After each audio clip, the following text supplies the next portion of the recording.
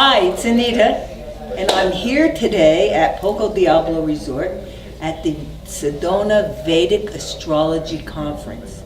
And I'm here with Manoj, okay? I call him Mike, I've known him for 20 years. Anita, for the very first time in 20 years you called me Manoj. Ah. I am honored. Oh. You always call me Mike. Yeah. I love it. Okay, great. Thank you. Okay, I'll call you Manoj the rest of the day. I would love that. Okay, so what we're doing here today, first of all, we're talking about astrology. Okay, this is an astrology conference, but it's Vedic astrology. Can you tell us just briefly the difference? Yes. So the Western, most of you are familiar with, I understand. The Vedic comes from the Vedas, which is, Veda means to know. And this is the oldest body of Hindu wisdom. And it's considered the user's manual for humankind. And Vedic astrology is called Jyotisha. Jyoti means light. So it is considered the eye of the Vedas. There are some nuances, Vedic and Western, and I'm not an expert. Right. I'm going to defer to the experts. But suffices to say, it's another way to look at your life. Vedic astrology deals a lot with karma. And to me, as a metaphor, I view it as when you're driving a car, the speedometer in your car tells what speed you're going at, how your life is happening. And people, when stuff happens in their life, bad stuff, that's when they want to know, right? Right. And when's it going to go away? When's it going to go away? So, personally, I'm not big into that, Right. But then I understand. People want to understand when it's going to go away, stuff like that. But my real question is, who pushes the gas pedal? Right. And the answer is you, but I would say it's Ganesh, my main man. Ganesh. So when you have the energy of Ganesh, you don't care no more about, the planets have their effects, but he's a much bigger effect. And who we are, consciousness, is even more bigger. Right. So to me, the planets have their effects. Right. But can I use an explicit word? Sure. Who gives a shit? Well, that's one of the things that, we just came out of Mercury retrograde. Yes. And everybody's like, oh, Mercury retrograde, and this is happening, let's blame it on Mercury retrograde. Right. Well, it's still about you. Yes. Okay? How you react with Yes. Mercury retrograde, what you're doing. Yes. Okay? Where you're at, how connected are you to that higher consciousness Yes. that isn't really affected by Yes. it. Because you can choose not to be affected by the planets. Absolutely. Yeah, And that's absolutely. where I think we connect, Anita, because at the end of the day, we are the real first mover. When you truly realize you are pure consciousness, which is untainted by anything, planets or worldly events, then you feel, it's called Ishvara in Sanskrit, which means supreme, not power, but supreme will. When you allow that will of the totality to be channeled through you, then it really doesn't matter. You have, stuff will still happen. It doesn't mean your life is smooth, but you're okay no matter what. And that's why Ganesh has a big belly. The big belly of Ganesh means digest the opposites. Life is going to be pleasure, pain, stuff will happen, but can you digest and not be triggered? Right, and not react. More respond mindfully. Right. React is like, there's way too much reacting going on, everyone is in all tribal groups. Can we be cool? Can we be the cool? And kind of respond mindfully, not just quickly react, right? Right, yeah. So that's what we're doing here today, and one of the reasons that we got together is I was at some conference I in know which one, INAX. California. Yeah. In Denver. In Denver, right?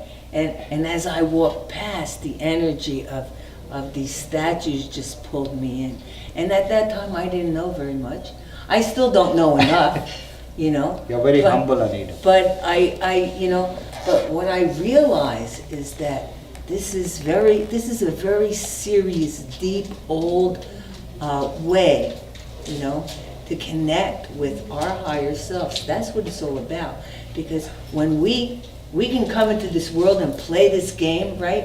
But what if we played it, okay, with a higher consciousness? Okay, it'd be a whole different game. Oh, wow. Yeah, I love it'd be a whole this. different game. I'm getting goosebumps. Yeah. So anyway, Manoj, you're going to be doing some talking here, some conference, you know, and you're having classes tomorrow because people, they need to learn about this. Yes, Okay. yes. Besides just the energy of these statues. Yes. Now, if anybody's been to my store, you've seen I have a whole room that's dedicated to just this.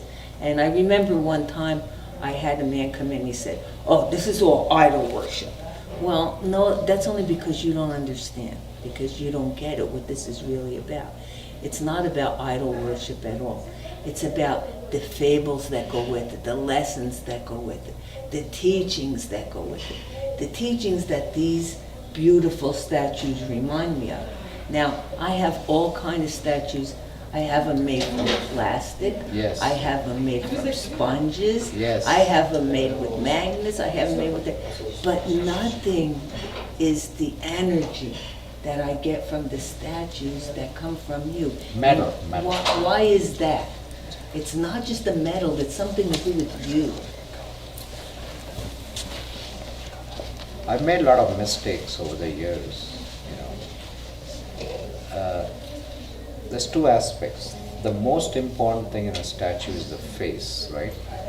We look at each other's faces, or we look at the camera, people look at our faces. So the face of the statue must have what we call tejas, luminosity. So I've been doing this 18 years. I made mistakes, but they get left behind in India. I get them from India. I have them made by artisans. So the ones with the best faces come here. And then the second is the detail. There's so the detail is, then the symbols. The symbols are symbols of the self. So these are like Jungian archetypes. It's a very intellectual way to look at it, but that's only first level. Then we bring them to the heart, but we start with the head. So they're within us. But then the other reason why you feel energy is, I have a temple in San Diego, and you're all invited. Right. It's about time you show up. I know you've been inviting me for years. Yeah. But in my temple, we have a mantra box, a mantra machine. And you plug it in, and it just keeps playing. Yeah, I have one. Yeah, it's on and it doesn't stop because it's on a computer chip. You just have to unplug it, you know. So the mantras gets absorbed in the statues. And I'm a scientist by training. That was my earlier life. You can actually measure the energy. Yes. So the statues are like us. So there's a concept in neuroscience called the phantom limb, right? Aura machines are based on that. There's a camera that measures the aura. So when people lose a limb, they feel itching, they feel their limb is still there. So the camera measures the energy. Right. Aura machines. So these statues, there's a company that has measured energy of them.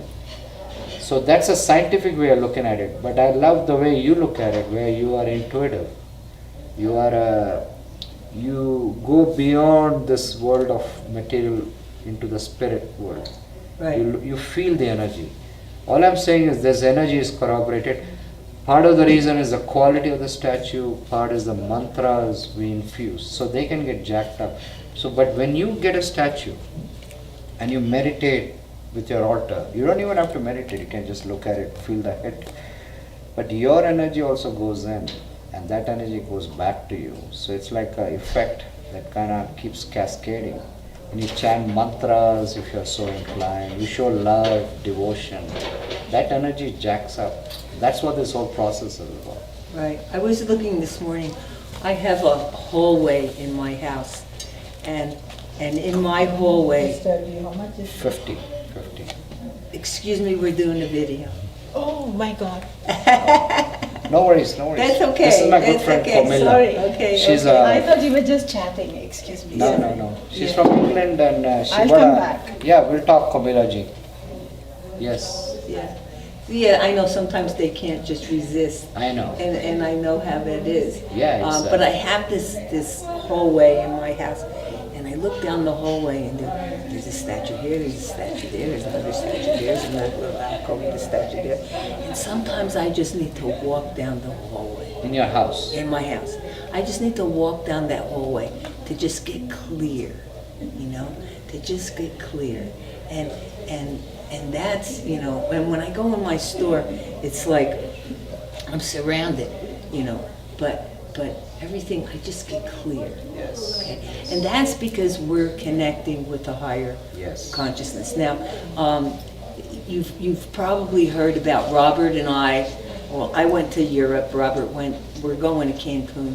We're following Dr. Joe Dispenza. Yeah, I know Dr. Joe. Yeah, Dr. Joe, he's a scientist. He's amazing. Yeah, he's amazing. So what he does is explain Yes. everything that we know. Yes, That in we've science. known for Yes. 25 years or Yes. eons or whatever. Yes. So we know all this stuff. It's just sometimes it's hard for me to put it into words, into Yes. explanation. Yes. You know, because I know it on a different level. Yes. And what I like about him is he puts it into everyday language, scientific language Yes. that people can. And so science is now catching up with us. Yes. Right? I used to say when Yeah. logic and science and spirituality begins. Right. But Dr. Dispenza does brain scanning and we want to do that too. But I love what you shared. We're gonna get, our brains are gonna get scanned when we go to Cancun. Cool. But one of the things, one of the meditations that we do, and one of the things that this statue here depicts, I'm gonna pick it up, okay? It's a beautiful Ganesh, but what this statue here depicts is the Kundalini energy. Yes. Okay, we have energy, we have chakras, okay, which are energy centers in our body, but we also have think of like a tube in the back of your spine, and think of like a straw where you can pull up liquid, okay, in this case energy. You can pull this energy up to the top of your head, okay? That's what this is depicting, how to do those things. If you look at these statues, they will tell you, okay? They will tell you how to connect with your higher self. Yes. They will tell you, Yes. and they will remind you, okay? So that's what's so beautiful, because these, you know, we didn't just discover all this stuff. Dr. Joe didn't discover all this stuff. Manoj didn't discover all this Newton stuff. didn't discover gravity. Right, He right. didn't invent it. Right. So these ancient statues, some of them are ancient, and they depict those teachings, those things we need to know if we want to get to a higher level of consciousness. Yes. You can stay in your Material. physical, material world, and you'll live from day to day, and you paycheck to paycheck, and things, you know, and it's tough, right? But when you have the edge that we're talking about now, you know, every little thing becomes just another little lesson that ripples through your life, and you know, and you know everything's okay in the end. I love that. Yeah. You feel held. Yeah. You feel, see, Anita talked about the material world. Even if you make it, even if you quote unquote be very rich or very successful, that doesn't mean you have it, you know, because many of them do get depressed. Right. And Right. Anita said it, she hit it because this is a portal to the infinite. Right. But that infinite is you, Right. because that infinite is everywhere, Right. but it's you. Right. And to me, that is really why we're born, to realize that.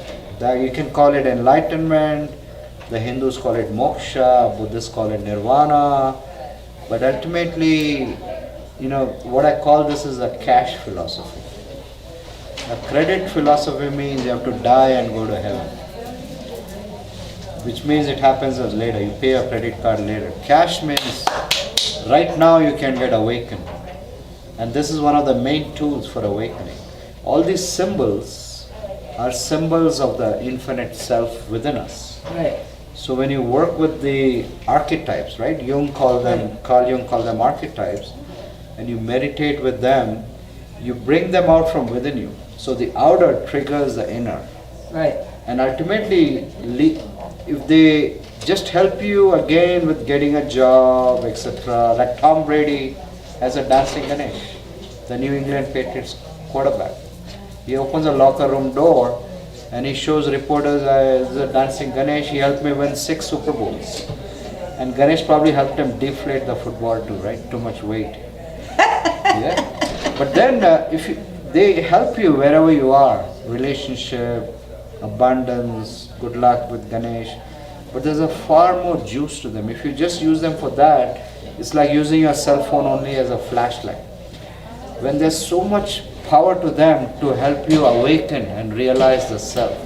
So I feel Anita just cuts through the clutter and goes directly to the highest, rather than just get stuck in the material world.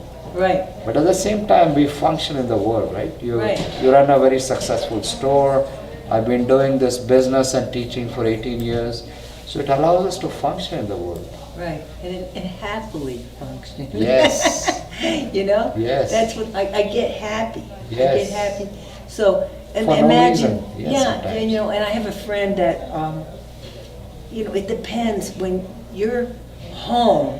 Okay, we were talking about a new restaurant opened in town. It's very feng shui. Okay, they did everything. There's not a straight wall in the place. It's all very feng shui. But see, that's what reminds us when we walk into some place. Let's say that's feng shui. When we walk into some place, like I'm talking about my home. Yes. When you walk in and you see all these deities and you feel all this energy, and it takes you to another place. Yes. Okay, it takes you to when Robert and I meditate. Okay, it takes us to a different place. Okay, so that's what we're trying to create, like an ashram, like a place, a room, right, where you go in, and all the cares outside are gone. And now you're only in that room, you and Ganesh or Lakshmi or Saraswati or whoever. You're there with them and their energy, and you can call on them. Okay, now you have free will. You can call on them, not calling on the statue. You're calling on the deity that the statue represents, on Yes. the energy that statue represents. Right? I love that. Yes. So it's like when you talk on the phone, do you talk to the person on the other side or you talk to the phone? No, you talk to the person on the other side, right? So Right. these statues, these archetypes are a portal to the highest aspects of that oneness, right? Right. So that oneness may have obstacle removing wisdom as Ganesh, that oneness may have abundance such as Lakshmi, creativity such as Saraswati. But what Anita also said, I feel, is pretty profound, that your home becomes an ashram. It becomes a sacred place. And when now Anita, I'm sure, has a big house, so she has like a whole hallway she walks through. Oh, the whole house is, Yeah, but I the know you have- hallway is really good. It's special. Come on in, please, come on in. But the idea is, there's a Sanskrit word for it. When you look at a murti means an energized statue. So it's like going from As opposed- Mike to Manoj, call it from statue to murti. Yeah, So we have energized them, murti. Yeah. right. So when you look at a murti, it's called darshan. You're getting a gaze. But the murti looks at you. There's energy right there in the statue also. Right, Not what it represents, there's energy right there. right, When that looks at you, it's called kataksha, where you get a hit.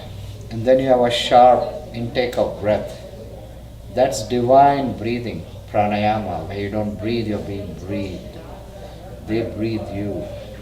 So when you live your life getting fueled every day through these murtis, these statues, you come to a point where you get an understanding that you don't live, you're being lived. That's awakening. That's important. It's like you don't have to go out there and do Come on it in, come because on the in. universe is bringing it to you. Yes. Yeah. And you learn to trust. You learn to trust that everything is what we call Ishvara's will, the supreme will. And there's an energy that orchestrates everything, and we're just part of that. So you learn to truly, it's a very hard thing to say, but there is some free will, but you learn to surrender. Right. You learn to accept the way things are. It's You like learn to. Yes, you learn.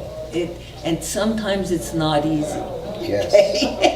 To let go of what's going on up here. Yes. Okay, Absolutely. sometimes it's not easy, but you have to let go of what's going on up here so that you can connect what's going on up there. Yes. The heart, they said the gut is the second brain, but they're slowly discovering, courtesy Joe Dispenza, that the heart is a third brain. Right, exactly. So to connect to the infinite, the heart is the main portal. But to get to the heart, you have to let go of here, because this creates obstacles. But paradoxically, the mind, which can create obstacles and including addictions, depression, the same mind through training can be a vehicle for awakening. So we do need the mind, but it's a trained mind, Right. not like too distracted. We need that's where the meditation comes in. That's where the practices come in. And see, how do you keep your mind? How do you keep your mind attuned? It's being surround yourself. I noticed there's a young man working at my center right now, and he had all kinds of problems when he came. He's only been there 3 or 4 weeks, I see. and he's changed just from being in the energy. He's now thinking. His mother's like so excited because now he's thinking about astrology. Never heard of that before. Now he's thinking about this. Now he's thinking about energy. He never understood that before because we don't teach this in school. No. And we I don't wish teach I this- learned that. Unless we teach our children, Yeah. okay, which a lot of us do, but not everybody does. Look, I can relate to that. I grew up in India, but I wasn't like spiritual. I was more like, I was open-minded but agnostic. Right. But then I come here and I was type A, and I actually got a PhD in chemical physics from Cornell, and I was in corporate world, entrepreneur, but I was all here, Right. and I felt, you Right. get what is called Kali moment, where your life, gets, it broke me. This Right. world, material world, just ambition, money, greed, it broke me. And that's how 18 years ago I got into this. My wife, you call Jodi, but her name is Jyoti. She's always been spiritual. So you can get into life where you keep getting whacked in the material world. It's called learned helplessness, right? Yeah. You hold a rat by the tail, you drop it in ice water, it can swim for 23 hours. The subconscious kicks in. But you hold the same rat for an hour by the tail, you drop it in ice water, it sinks. Why? Because it loses free agency. You give up. It's called learned helplessness. I will submit to you, this material world is like learned helplessness. We all keep getting whacked, and at some point we just give up. And to me, I just feel lucky that these came into my life. I feel lucky you came into our lives. Me too, I feel lucky.